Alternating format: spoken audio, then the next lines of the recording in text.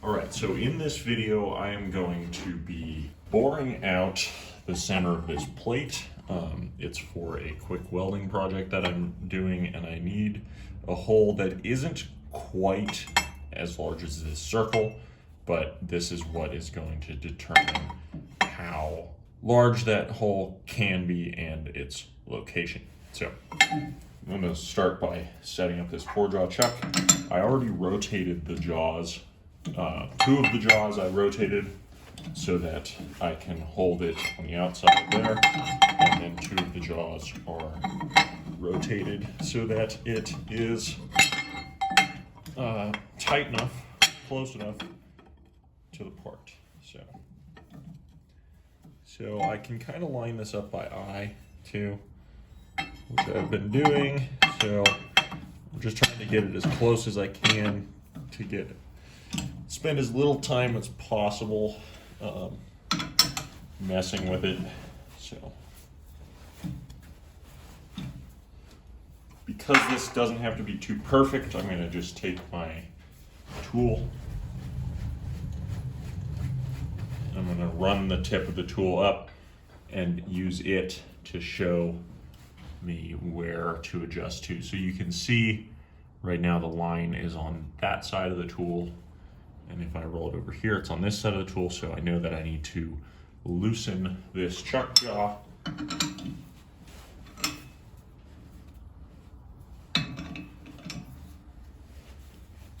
and tighten this chuck jaw. And I'm gonna loosen these up just so it moves easier. So loosen this one and tighten this one.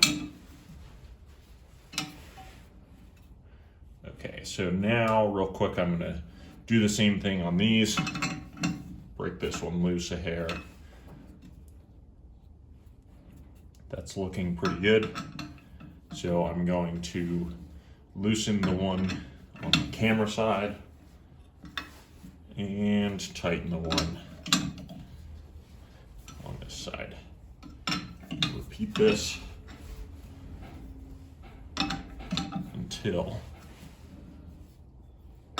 it's getting close. So I'm going to move this closer to the line so that I can see a little better.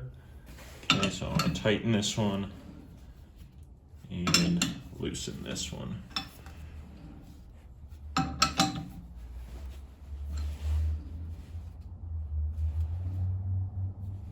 Okay, so my tool is kind of just inside the line now. And now I'm going to set up a tool that I purpose ground for doing a similar thing as this. But first, I'm going to just make sure that these are all really tight, because this operation can be a little bit hard on the part. So a lot of tool pressure here.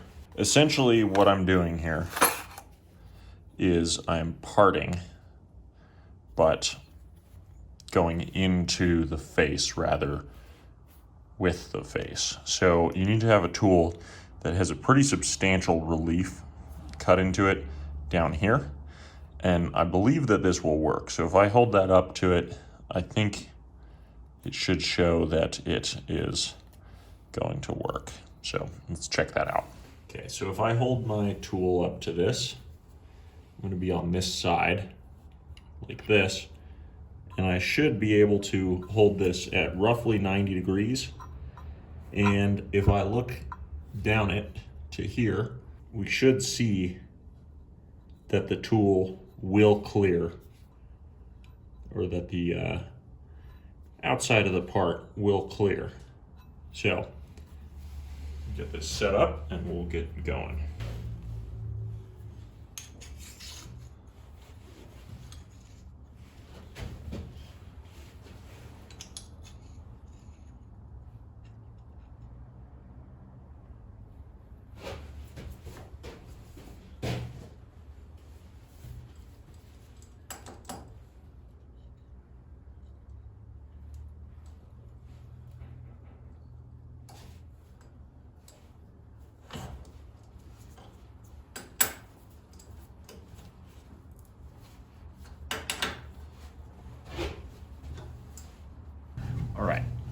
that I have my tool set up in the tool holder, the tool rest,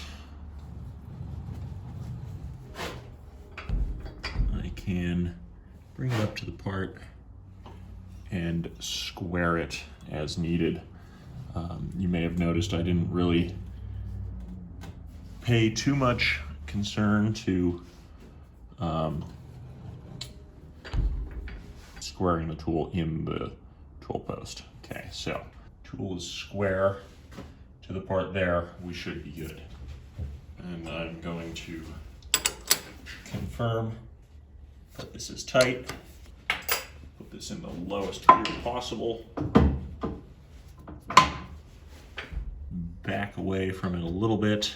Test spin it here just to make sure that we're all clear, and it looks like we are. Okay. This should be a pretty good shot of what's going on there. All right, here we go.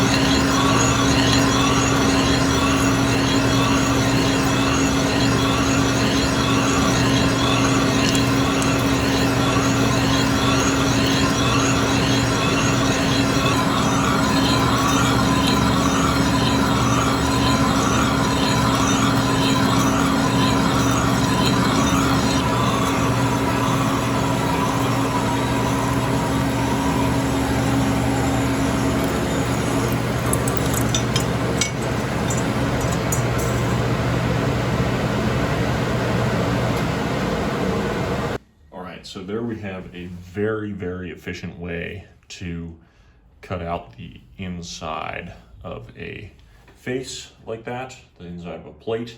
This tool, as long as it's ground so that it has the proper relief for the bottom side of that, it really works incredibly well. Center height doesn't matter too much in this operation. Just the biggest thing is that the relief is there.